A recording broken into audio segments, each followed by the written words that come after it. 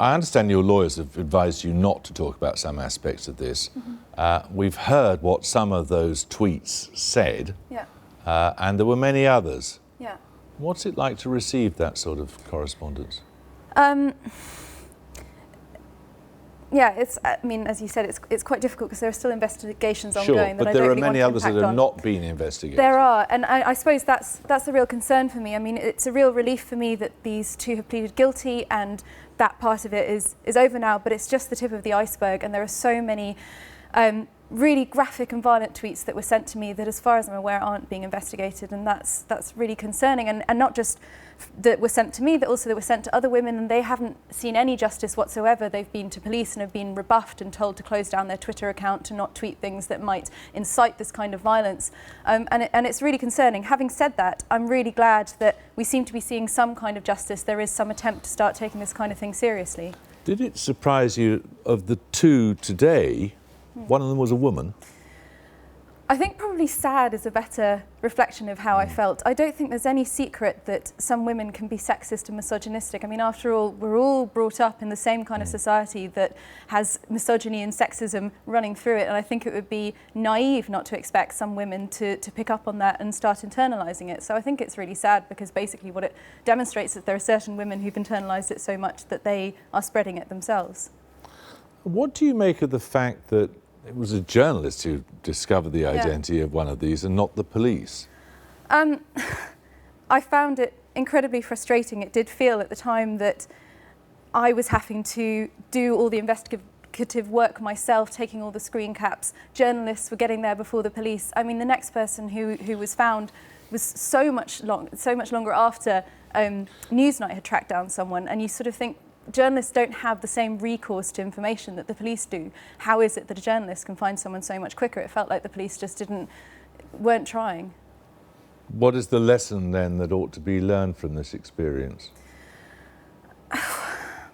Well, quite a few lessons. I mean, I think social media companies need to be much more aware of the extent to which their platforms can be used, not just for positive. They really like to sell the positives of it, and there are a lot of positives. I mean, I don't forget that it was Twitter that enabled me. What you were using it for was positive. Exactly. It enabled me to change something about society. It enables a lot of women to engage in the political discourse. And I think that's why it's so important that we don't allow this to continue, because a lot of people are being silenced by it, are not campaigning, aren't daring to speak their mind.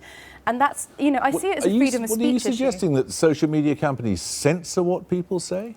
No, but they can take it a lot more seriously. They can actually, you know, shut down accounts when they're reported. They are still not doing that effectively. They can make it easier to report. Also, they can give people the option to be hidden. Their blocking system on Twitter is completely inadequate. And I think they just recently demonstrated how little they understood how Twitter can be used to stalk and intimidate women in their recent changes to the blocking system, which were thankfully reversed. But they essentially made it easier for women to be stalked online, or victims to be stalked online.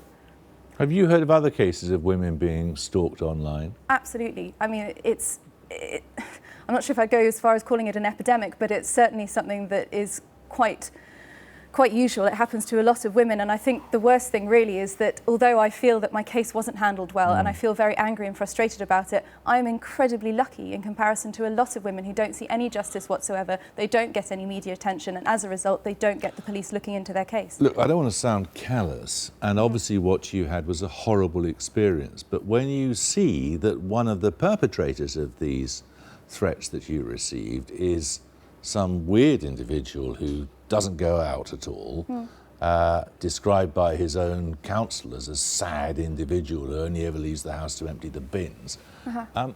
You weren't actually in any real danger from such a person. But you can't know that online. All you see are these threatening, menacing messages which are telling you in incredible detail exactly what is going to happen to what part of your body, which is going to be penetrated, which is going to be mutilated, how you're going to be pistol whipped, how you're going to be raped, in which ways you're going to be killed. And there are so many of them coming in, and you just don't know who these people are. And, you know, one of the tweets that I was sent said, you know, it could be someone that you know. And I didn't know if it was someone that I knew or not. How could I possibly know? So what's to be done? I think that we need to, as a society, look at why this is happening. I think for a start, incredibly important that police take it more seriously and social media companies assume some responsibility. But I think also we need to not just treat symptoms, we need to look at causes, and we need to look at why this is happening. The police are pretty busy already, aren't they? They are, but it's about priorities, isn't it? It's about deciding, does this matter? I think, of course I think it matters, because I see it as a freedom of speech issue, a freedom of speech for women who are routinely being shut down and silenced. I mean, you only need to look at what happened to Mary Beard. She wasn't even campaigning for feminism, Sure. and she was just talking about politics. And as a result of that, she got a similar wave of vile misogynistic abuse, and that is simply people trying to shut women down and out of the public sphere, and I don't think it's something that we should be allowing to happen. Caroline, thank you.